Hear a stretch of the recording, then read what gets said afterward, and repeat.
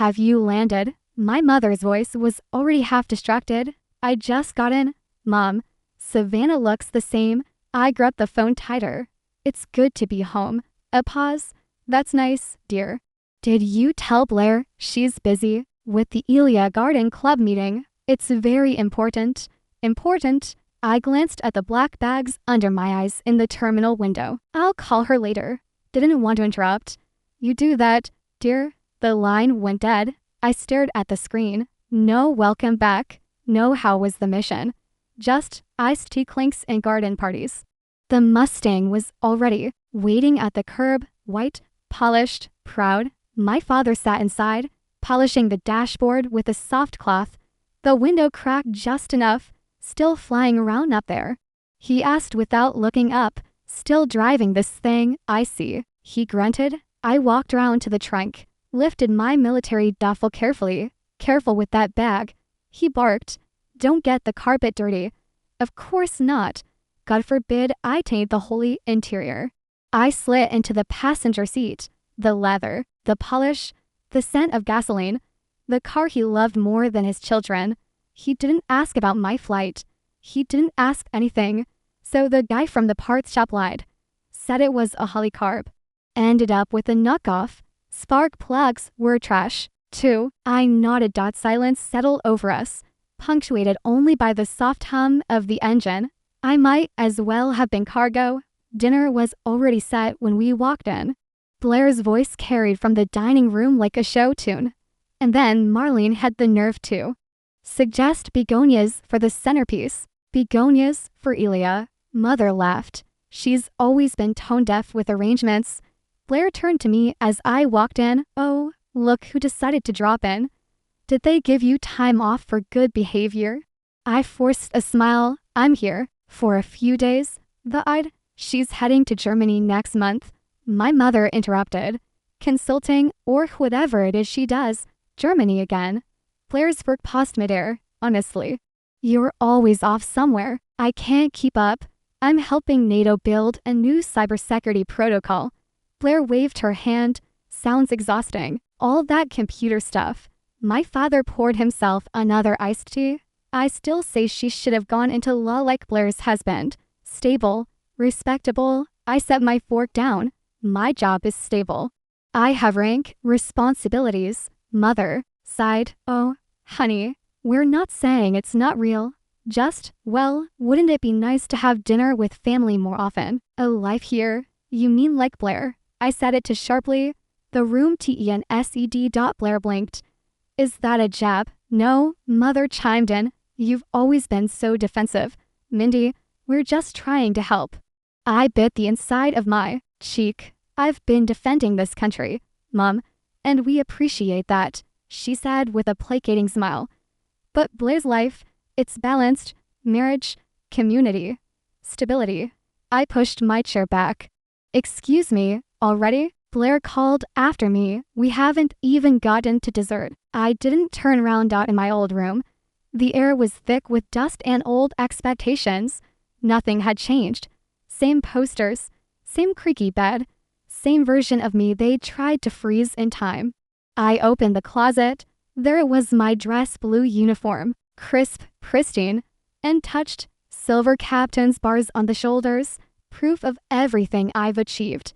But here, it meant nothing. I ran my hand over the fabric.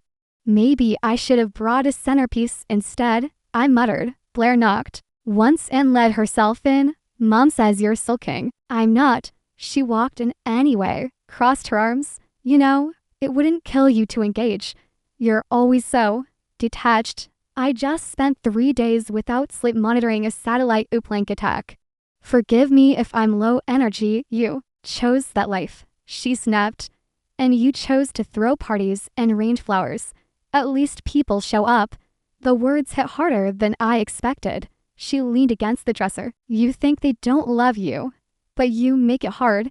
I stared at her. What exactly do I make hard? Blair, being around you, everything's so serious. You walk in here like a general and expect applause. I expect basic respect. She rolled her eyes. This again. I'm not asking you to salute me. I just want you to stop pretending my work doesn't matter. You know what matters. She stepped closer. Presents, Sunday dinners, book clubs, real life. This is real life. People die if I mess up. Well, they don't die if my hydrangeas wilt. So I guess I lose. Don't twist it, I snapped. You've never once acknowledged what I do. She opened her mouth, then closed it again. I flew across the world to be treated like a guest in my own family. Blair looked away. Maybe we're just different, Mindy. No, I said quietly. We were raised to believe only one of us mattered. I waited for her to leave. When she did, I sat on the edge of the bed and let silence crawl over me. I came home for peace, for warmth, for a sliver of acknowledgement. What I got was cold tea and garden gossip. They hadn't changed, and I wasn't invisible anymore. I was done pretending to be. I opened the closet, and there it was, just hanging there like a ghost in a garment bag. My dress blues. The silver captain's bars on the shoulders still gleamed. I whispered to myself, this uniform commands more respect than I've ever gotten in this house. I ran my fingers along the sleeve, then turned away. Dust drifted through the late afternoon light, and I caught a glimpse of something wedged behind Blair's old stack of 17 magazines. Faded covers, lipstick samples peeling at the corners. Curious. I reached in. Metal. My heart. DED. I pulled it free and stared. Georgia State Science Fair. First place. Algorithmic encryption. I laughed once. Bitter. Of course. Buried under Blair's old makeup tutorials. The trophy was cold. Tarnished. Heavy. I sat on the edge of the bed and just held it. My 16-year-old self flashed in my mind, nervous on that Greyhound bus to Atlanta, clinging to this trophy on the way back, thinking maybe they'd be proud. They weren't. Mom, I won, I'd said. Walking into the house that night, she'd barely glanced up. That looks sharp. Put it away before it scratches the table. And Dad, oh, you're back, he'd said without even turning off the TV. No one asked how I got there. No one cared that I shook the governor's hand. I rubbed at the brass plate, smearing the dust across my palm. Just tinkering. Dad called it. I whispered. No, Dad, it was building. The air in the room felt heavier. Another memory slipped. In the spaghetti incident. What dress? Prom night.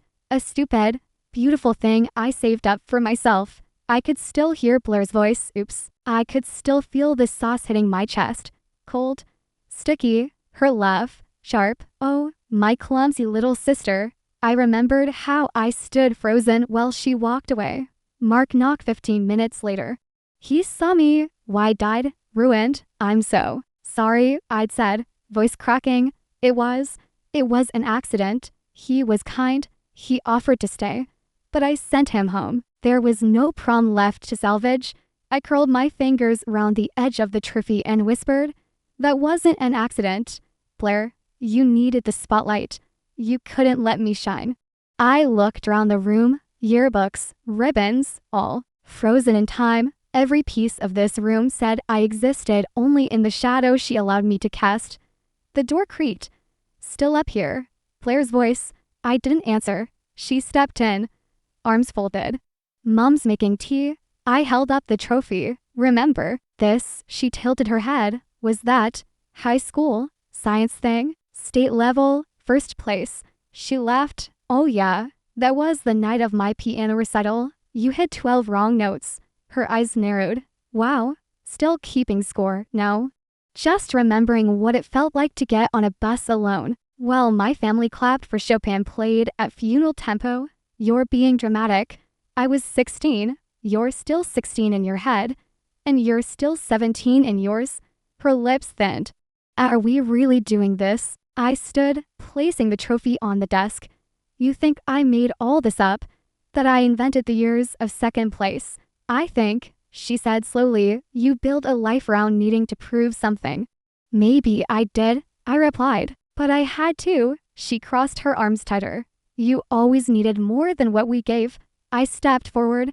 Because you gave me nothing. Her eyes flashed. You had opportunities, Mindy. No, I snapped. You had support.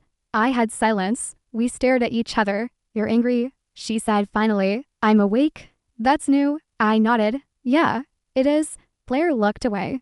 You're not the only one with scars. I softened just slightly. Then maybe you should stop making new ones. She turned toward the door. You coming down for tea? I didn't move. She left without another word. I sat back down. The trophy gleamed under the soft light now. I whispered to it, to the girl who earned it. They didn't clap. But you still won. I reached into the closet and pulled out my uniform. I stared at it, then at the trophy. The uniform gets me salutes in foreign countries. The trophy got buried under fashion magazines. What do they have in common? Me. I'm the common denominator, and I'm done being erased. The bell above the door chimed as I stepped inside. Good morning. The man behind the counter greeted warmly. His mustache was neatly trimmed. His voice was calm, gentle. Welcome to Chatham Jewelers. Hi, I'm looking to have something custom made. He nodded. Of course, I'm Mr. Anderson. What did you have in mind? A titanium bracelet. Matte finish, no stones. I want coordinates engraved. He raised an eyebrow. Coordinates of Ramstein Air Base in Germany. His gaze lingered on me for a second, then dropped to my name tag. Roach. A pause. Military. Yes, Captain. United States Air Force. I thought so. He said softly. We get your kind in here sometimes. The quiet ones. I smelled. That's Gideon. He's not loud.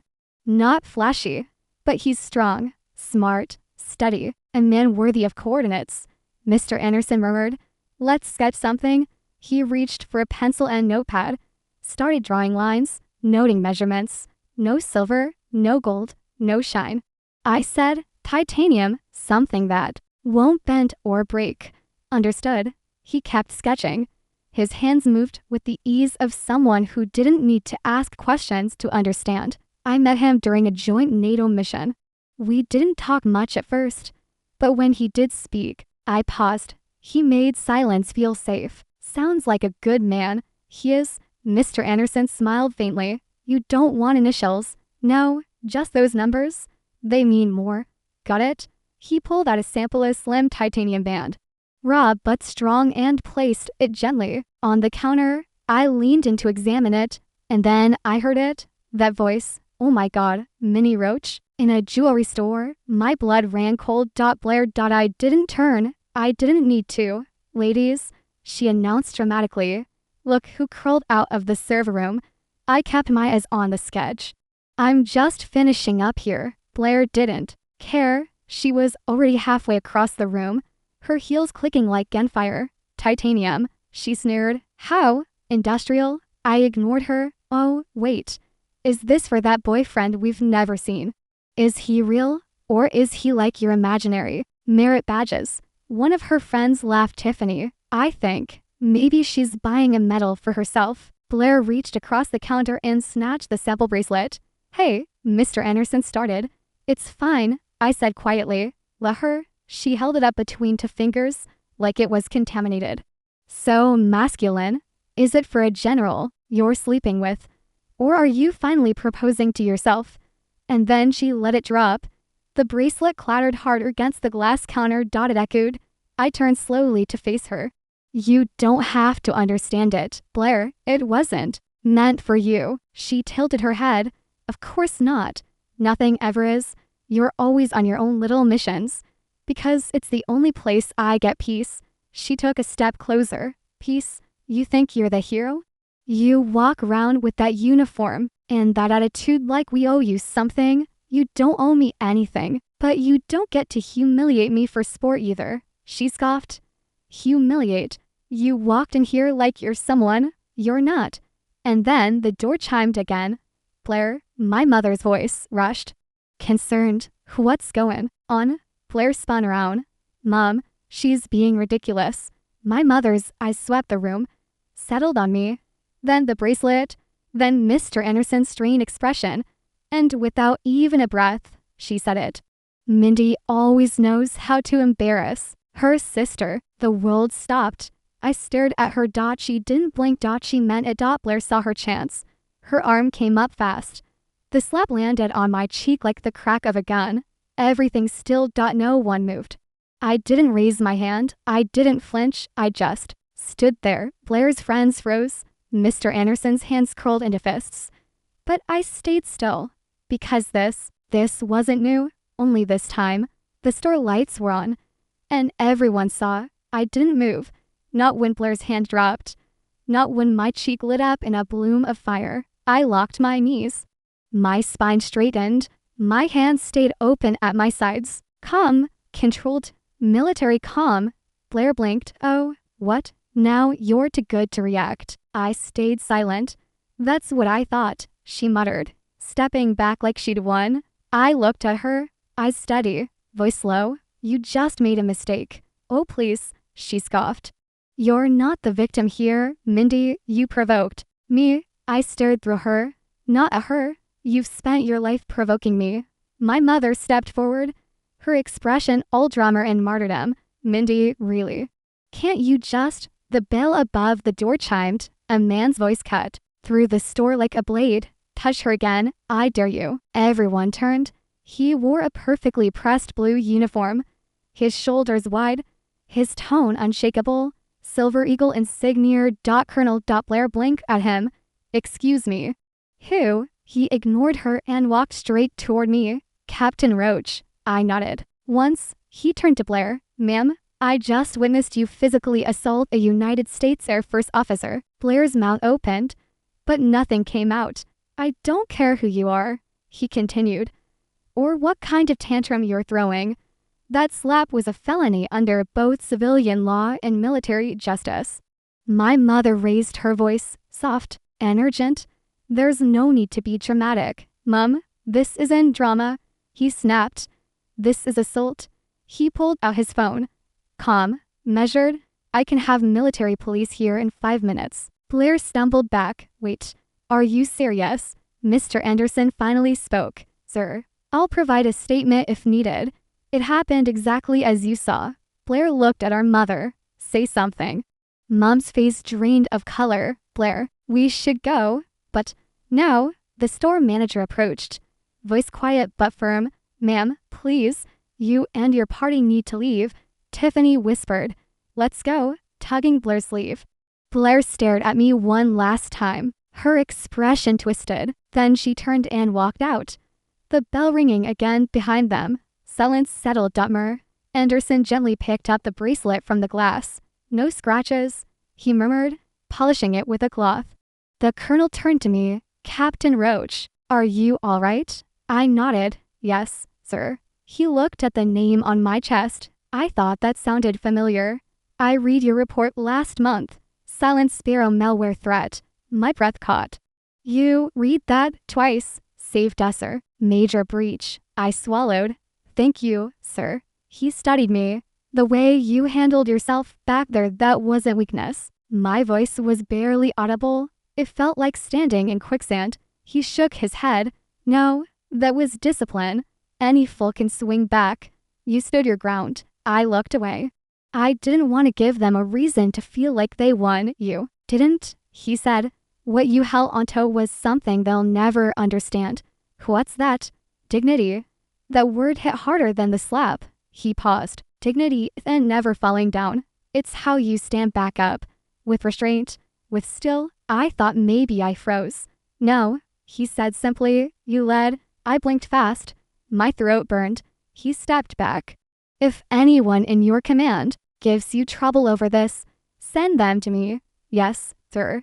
He extended his hand. I took it. Carry on, Captain. Yes, sir. The bell chimed again as he left Gutmer. Anderson walked up beside me, holding the bracelet. Your father, he began, voice low. He came here once, long before you were born. Had me make a gold locket, Carol's initials. I stared at him. What? He couldn't stop talking about her. Told me he never loved anyone more. My chest tightened. That doesn't sound like the man I know. Maybe once. He was different. I looked at the bracelet. Titanium. Cold. Strong. Unbending. Just like I needed to be. Anderson handed it to me. Your father would have been proud today. I know I am. I took it with both hands. This wasn't just a bracelet. It was a line in the sand, and I had just crossed it standing tall, standing still, and refusing to be moved. My phone wouldn't stop buzzing. Ping. Ping, buzz, ping. I stared at the lock screen. 67 unread messages, 89 missed notifications. TikTok. I didn't even have TikTok. I opened one. Air Force captain assaulted by her sister in jewelry store. Her response is unbelievable. I pressed play. Blair, my voice. The slap. The silence. Colonel Sterling's voice like steel cutting through. Nice. I closed my eyes. My voice in the video was so calm. Too calm. I scrolled. A comment caught my eye. At military mom 7-8. I cried watching this. My son was treated the same way when he came home from deployment. Thank you, Captain Roach. You just told my story. I read it twice. Then again, my hand shook. Someone got it. Someone saw it. My phone vibrated again. Text from an unknown number. Captain Roach, this is Colonel Reed from the Pentagon's Public Affairs Office. Please call when you're available. I blinked. What? I hit call. A woman answered on the second ring. Colonel Reed speaking. This is Captain Roach. Oh, Captain. Her voice warmed. We've all seen the video here. My stomach twisted. Ma'am, you didn't do anything wrong. She cut in. You demonstrated discipline under public pressure. Exceptional restraint. Thank you. We'd like to invite you to speak at the Grace Under Fire Leadership Seminar. Keynote. I repeated. You earned it. Think of what your story's doing already. I don't know what to say. Say yes. I hesitated. Yes, ma'am. Good. We'll be in touch with logistics. I hung up and stared at the wall. The girl they never clapped for was about to speak at the Pentagon. Then the phone rang again. Mom. I shouldn't have answered. Mindy, she hissed. What have you done? I exhaled. Hello to you too, Mom. Blair hasn't left her bed. The phone hasn't stopped ringing. Reporters are calling the house. I rubbed my eyes. Maybe you shouldn't have slapped me in public. You let that man threaten us. He enforced the law. You made us look like monsters. No, Mom, I said. You did that yourself. She gasped. Excuse me, you hit me. Blair humiliated me. In a store, in front of witnesses. That's not on me. You didn't have to just stand there. Yes, I did. You could have talked to her privately. You didn't have to be dramatic. I stood still. You slapped me. Tell me again who was dramatic. Double quotes. Her silence stretched. I'm your mother, she finally said. Voice trembling. You're witness to my humiliation. And you said I embarrassed her? You've always had a way of making things about you, Mom. No, she snapped. You never understand what it's like to keep a family together. I laughed once, sharp. I was never part of that family. Remember? You're twisting everything. I stared at the wall.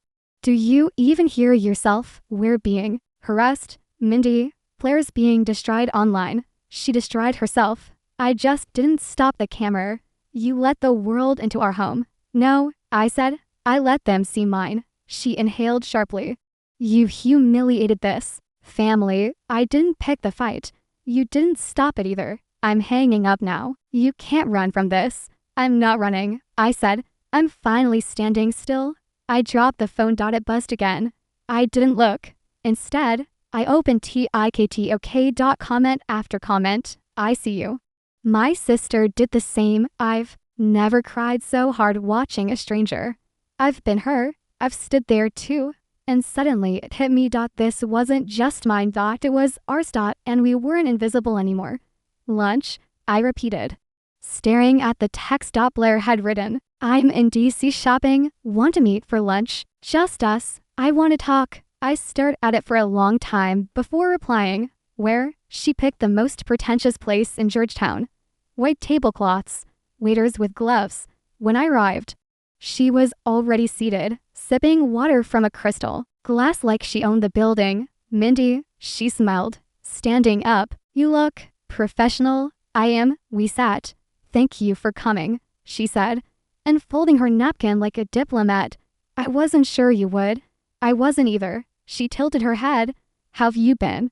I'm speaking at the Pentagon next week. Oh, she said quickly. That's That's good. Silence. She cleared her throat. I want to apologize. I stared at her. I didn't mean to slap you, she said. You did mean it. I was upset. You meant it. She blinked. Okay, maybe I did. But it wasn't personal. I almost left. You slapped my face. Blair, yes, but God. Minnie, can you try not to be so literal all the time? I looked at her, really looked. Are you here to apologize or to manage PR fallout? Her eyes narrowed. Excuse me, say what you actually came to say. She leaned in. You embarrassed the family. There it is. You did. It was everywhere. TikTok, CNN. Do you have any idea what it's like seeing your worst moment on a million screens? Yes, I do. She rolled her eyes. Not everything's about you. I was the one hit. And I was the one judged. You hit me. You're always so calm, so composed. It's infuriating. So you slapped me. I lost control. Okay, I'm human. And I was. What? You're a punching bag. She hesitated. You always make me feel small. I raised an eyebrow. I stood still. You screamed. You always think you're better. No, I just stopped needing your approval. She pushed her plate away. You always act like the victim. I'm not the victim. I'm the exit. Her eyes flickered. I'm trying here. Then stop rewriting what happened. She folded her arms. You want me to grovel? No, I want honesty. I'm sorry I slapped you. Because it went viral. Because it hurt. That made me pause. I hated watching it, she said. I hated hearing how quiet you were. That was the sound of me surviving. She exhaled. You were always so strong. Mindy, even when we were kids, you scared me. I scared you. You didn't need us. I begged for you to see me. Well, maybe I didn't know how. I leaned back. So now what? She reached out. Palm up. We're sisters. Can't we just move forward? Move forward from what? From all this, from the slap, from the cameras, from the noise. She stood and stepped toward me. I'm slightly open. I know you're mad, but I'm trying. I'm really trying. I stood. She moved in. I raised my hand. She stopped mid-dash step. My palm was between us. Double quotes. No. Double quotes. Her lips parted. What? No. I repeated. Quiet, firm. She froze. Not hurt. Not angry. Just stunned. I dropped my hand. Her voice cracked. So that's it. That's me setting a boundary. Tears welled in her eyes. You really hate me. No, Blair. I just don't need you anymore. Her arms dropped. You really won't hug me? I really won't. She stared at me like she was looking at a stranger. But we're family. I nodded. Exactly. She didn't speak again. I left money on the table for my drink, and I walked away without looking back. The Pentagon Auditorium was full, uniforms everywhere, ribbons, stars, ranks, and eyes all on me. Captain Roach, the moderator said, "You're up." I walked onto the stage. The lights were hot. My hands were damp. My notes were shaking. I stared at the printed speech in my hands. Good morning, I said. My voice echoed. Deep breath. I was asked to speak on leadership under fire. I had a speech prepared about satellite, uplinks, and command chains and cyber infrastructure. A pause. But I'm not reading that. I folded the papers and set them down. Because leadership isn't just something we do in a war zone. Sometimes it's what we do when we're cornered by our own family. Someone in the front row shifted. Last week, I continued, I was slapped in public by my sister, and I stood still, silence. I didn't react. I didn't scream. I didn't fight back. I stood there, calm, composed, and every instinct in me said, move. But I didn't. A murmur rippled through the back, because I've been trained not to flinch, because I've learned that real strength isn't loud. I scanned the room. Real strength is restraint. It's standing your ground without escalating. It's dignity. A colonel leaned forward. And the thing no one tells you is that the hardest battlefield might not be overseas. It might be your childhood living room, your sister's voice, your mother's silence. No one moved. I wasn't assaulted by an enemy. I was assaulted by the person who was supposed to have my back. I looked down, then up again, and, the worst part, It wasn't the slap. It was the whisper. My mother telling someone I embarrassed my sister. Someone exhaled loudly. I thought standing still made me weak. I paused. But then I got messages. Comments. One said, "You told my story." Another said, "I cried because I've stood there too." I tightened my grip on the lectern, and I realized I wasn't alone. Heads were nodding now, slowly, quietly. I'm not here today because I wore the uniform. I'm here because I stayed in it when everything in me wanted to collapse. A young lieutenant in the second row wiped her eye. We talk about grit, about valor, about sacrifice, but we need to talk about grace, about how sometimes leadership means choosing silence over retaliation, discipline over instinct, standing still instead of lashing out.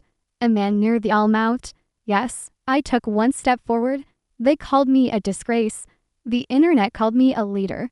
A beat passed. I choose the latter. And then, softly, I ended with, "This is what strength looks like." Nothing. Then one clap. Then two. Then the whole room erupted. It wasn't polite. It was thunder. And in that moment, I knew I belonged here. Afterward, in the hallway, a young female pilot stopped me. "Captain Roach." I turned. Her eyes were glassy. "You told my story." I nodded. Double quotes. "Thank you," she whispered. "No," I said. "Thank you for surviving it." I clicked the headline. Savannah socialite Blair Devo under investigation for fraud. Subhead hit harder. Charity funds diverted to personal luxury expenses, sources say. I stared at the screen. No surprise, just clarity. My phone rang. Of course, it did. Mom. I let it ring twice before answering. "Mindy," she gasped. "Oh, thank God. What happened?" "You've seen the news." "I have." "You have to come home." "No, I don't." "You have to help us help Blair. She forged donation checks." "What do you want me to do? Hack the IRS?"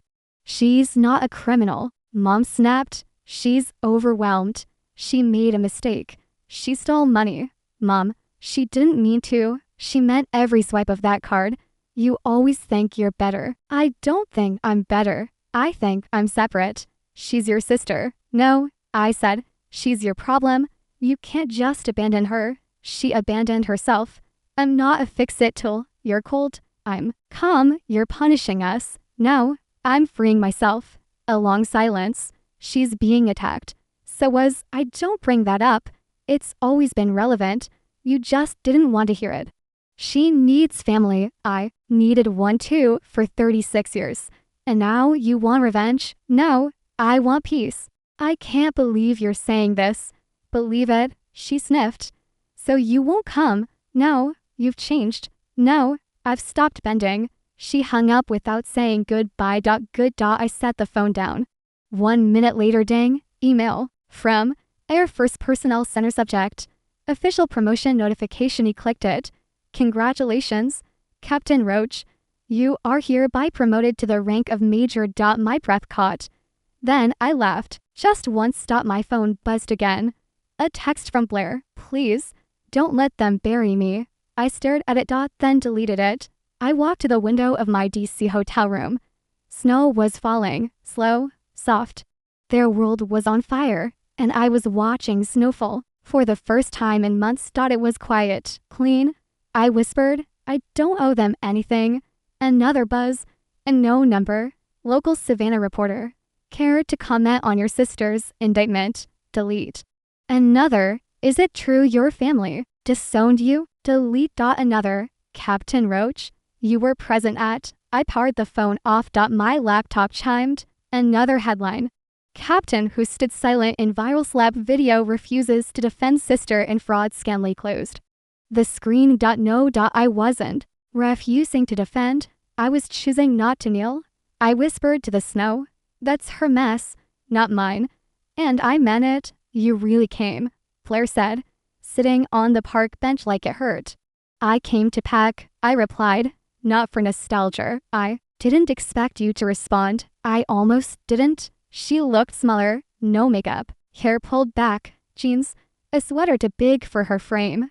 "I lost everything," she said softly. "You stole from a children's arts fund." "I know. I used to paint in that building." Her voice cracked. I didn't know how far I'd gone. You never looked back, I said, until the ground disappeared. She wiped her eye. I'm sorry, Mindy, for all of it. The slap, the dress, the words. I stayed quiet. I was always jealous of you. I blinked. Of what? Of how sure you were. You didn't need us. I needed you more than you ever realized. She looked down. I hated that you didn't need my approval. I hated that I still wanted it. Silence. I don't want your forgiveness, she said. Good, I replied. Because I'm not handing it out like candy. She nodded slowly. That's fair. I'm not here to heal, Blair. I know. I'm here to close the door. A long breath escaped her lips. I guess I deserve that. You deserve to do your own work now, not mine. She looked up at me. Do you hate me? No. She looked confused. I just can't carry your weight anymore. Her voice was barely a whisper. Will I see you again? Probably not. She flinched. Right? I stood. I hope you find peace. And I meant it. But I didn't look back. The bell at Chatham Jewelers chimed softly. Anderson looked up. Major Roach. I smelled. You remembered? Of course. Back for Gideon's bracelet. No, I'm here for something else. He nodded and pulled out a tray. What are you looking for? Earrings? Any occasion? Yes, I said. Mine. He laid out a velvet-lined row. I pointed to a pair of rose gold studs, small, smooth, simple. These, he smiled. Excellent choice. I walked to the mirror and put them on. I saw myself. Not the girl desperate to be loved. Not the captain waiting for validation. Just me. Calm, clear, done with shrinking. Anderson spoke behind me. They suit you. They should. I said. I chose them for me. The engine hummed under me. The C-17 vibrated like a slow heartbeat. I reached up and touched the earring. Cool metal. Rose gold. Quiet. First time flying west. The airman across from me asked. No, I said. But it's the first time. I'm not looking back. He nodded. That's a good feeling. It is. I leaned against the seat, outside the window. Clouds stretched in soft layers across the sky. You headed home? He asked. No, I'm headed forward. He smiled. Even better. My phone was off. I hadn't touched it in 2 days. No texts, no news alerts, no calls from Savannah. I didn't need them. I didn't miss them. The airman shifted. You look like someone who just unloaded a lot of weight. I did. Family. Something like that. He didn't press. I looked out again. You ever realize, I said quietly, that peace and something you find it something. You stop fighting. He turned toward me. You stop needing the apology. I stopped needing to be understood. He nodded slowly. That's real peace. I smelled. Yeah. Silence settled between us. Soft and kind. I didn't think about Blair. I didn't wonder what Mom was telling the neighbors. I didn't rehearse old fights. I thought about my next post. The new team. The clear air ahead. The earring glinted faintly in the window reflection. You know the best part? I asked. What's that? I don't need them to see who I became. He raised a brow. You don't want to prove them wrong. No, I said. I just want to live right. His grin widened. That's the mission. I leaned back, closed my eyes. Not to escape, but to arrive.